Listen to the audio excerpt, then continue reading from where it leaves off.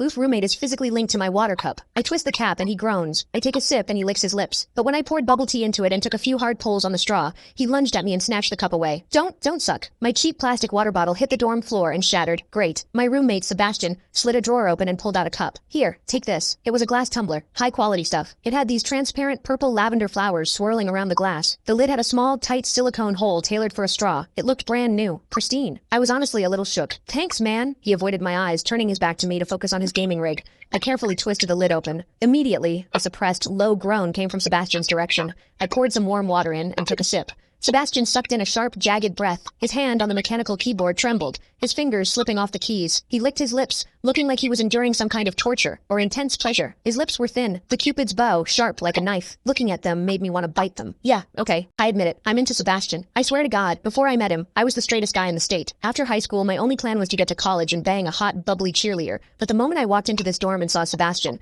that plan went out the window. 4 years of college and he's the only one I want to mess around with. But I couldn't tell him. No way. I was terrified that if I spilled my guts, we wouldn't even be friends anymore. Because Sebastian is straight. Like, painfully straight. Only 2 weeks ago, he turned down a senior, a varsity swimmer, total stud, who asked him out. After that, Sebastian came back to the room and sat at his desk with a face like thunder for hours. The guy must be a raging homophobe. Maybe it was because the cup was a gift from my crush, but that warm water tasted sweeter than usual. It had a weirdly good aftertaste. I grabbed a straw from my desk and shoved it deep into the hole on the lid. The second I did, a strangled moan ripped out of Sebastian's throat. He bolted up and sprinted into the bathroom. Weird. We were just gaming. Why the hell did he suddenly need a shower? He didn't even grab a change of clothes or a towel. My hearing has always been too good for my own good. Through the thin bathroom door, I heard whimpery, muffled sounds. Soft, hot, suppressed. As a dude, I knew exactly what that sound was. He was jerking off. When I get horny, I usually wait until lights out and hide under the covers like a rat. But Sebastian, it's the middle of the damn day and he just goes for it? Talk about high testosterone. Sebastian is gorgeous. He's got that cold, don't touch me vibe, but his eyes are sharp, almost like a fox. He looks like a priest who's secretly a sinner, tempting as hell. I've heard people say his smile is killer,